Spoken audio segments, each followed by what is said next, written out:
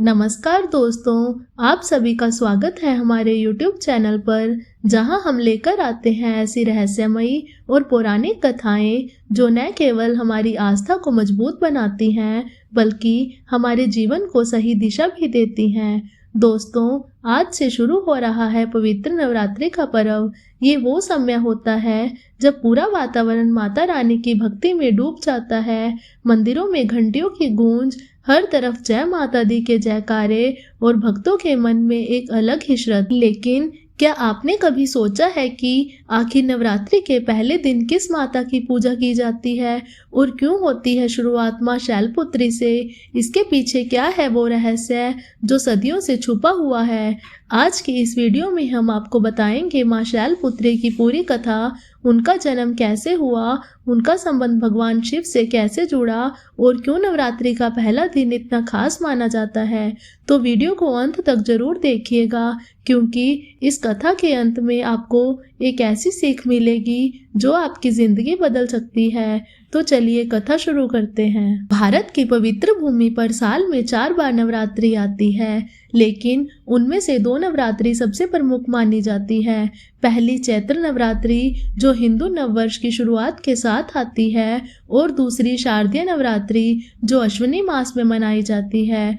और इन 9 दिनों में माँ दुर्गा के 9 रूपों की पूजा की जाती है, जिनमें पहला रूप होता है माँ शैलपुत्री का, जिन्हें नवरात्रि का आरंभ माना जाता है। लेकिन क्या आपने कभी सोचा है कि आखिर क्यों हर नवरात्रि की शुरुआत मां शैलपुत्री से ही होती है? इसके पीछे एक बेहद गहरी और भावनात्मक कथा छिपी है, जो हमें सतयुग से लेकर त्रेता युग तक की यात्रा कराती है। यह कहानी शुरू होती है प्रजापति दक्ष प्रजापति से, जो ब्रह्मा जी के मानस पुत्र थे और अपने अहंकार तथा यज्ञों के लिए प्रसिद्ध थे। उनकी एक पुत्री थी सती, जो बचपन से ही भगवान शिव की अनन्य भक्त थी। सती ने कठोर तपस्या की और अंततः शिवजी को अपने पति के रूप में प्राप्त किया।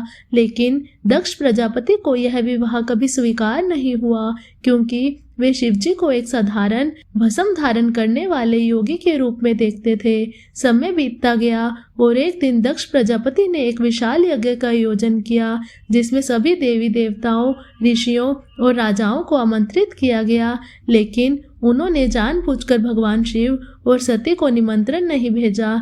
जब सती को इस यज्ञ के बारे में पता चला तो उनके मन में अपने मायके जाने की तीव्र इच्छा जागी। उन्होंने शिवजी से अनुमति मांगी, लेकिन शिवजी ने उन्हें समझाया कि जहां अपमान हो वहां जाना उचित नहीं होता।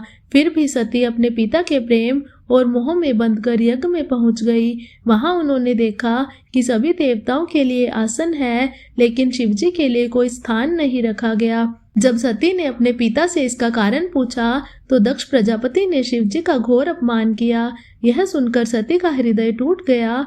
उन्होंने सोचा कि जिस शरीर को उन्होंने अपने पिता से पाया है, उसी शरीर के कारण उन्हें अपने पति का अपमान सहना पड़ रहा है, और उसी क्षण उन्होंने यह निर्णय लिया कि वे इस शरीर का त्याग कर देंगी, और यज्ञ की अग्नि में कूदकर उन्होंने अपने प्राण त्याग दिए। यह घटना पूरे ब्रह्मांड में एक भयंकर तूफान की तरह फैल गई। जब भगवान शिव को यह समाचार मिला तो उनका क्रोध प्रचंड हो उठा। उन्होंने अपनी जटाओं से वीरभद्र और भद्रकाली को उत्पन्न किया और उन्हें आदेश दिया कि वे यज्ञ का विनाश कर दें। वीरभद्र ने जाकर यज्ञ को तहस नहस कर दिया और दक्ष प्रजापति का सिर धड़ से अलग कर दिया। बाद में देवताओं के निवेदन पर भगवान शिव ने दक्ष को जीवन दान दिया, लेकिन एक बकरे का सिर लगाकर। इसके बाद शिव जी ने सती के जले हुए शरीर को उठाकर तांडव करना शुरू कर दिया, जिससे सृष्टि का संतुलन बिगड़ने लगा। तब भगवान विष्णु ने अपने सुदर्शन चक्र से सती के शरीर के टुकड़े कर दिए, जो पृथ्वी के अलग अलग स्थानों पर गिरकर शक्तिपीठ बन गए।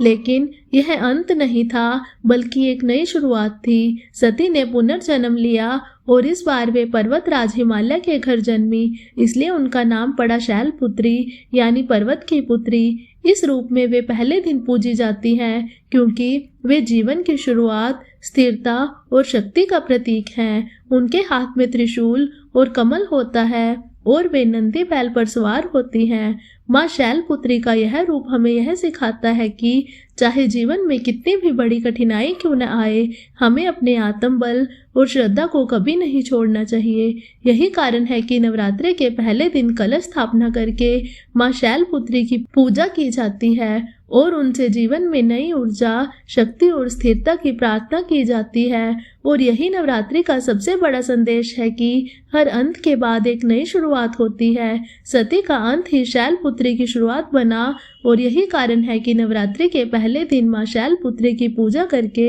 हम अपने जीवन में नई शुरुआत का स्वागत करते हैं। और इसी आस्था, भक्ति और शक्ति के साथ नवरात्रि का यह पावन पर्व पूरे भारत में बड़े श्रद्धा और उत्साह के साथ मनाया जाता है।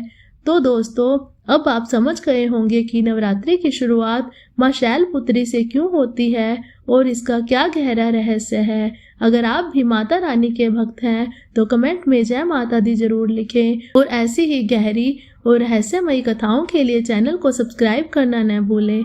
जय माता दी।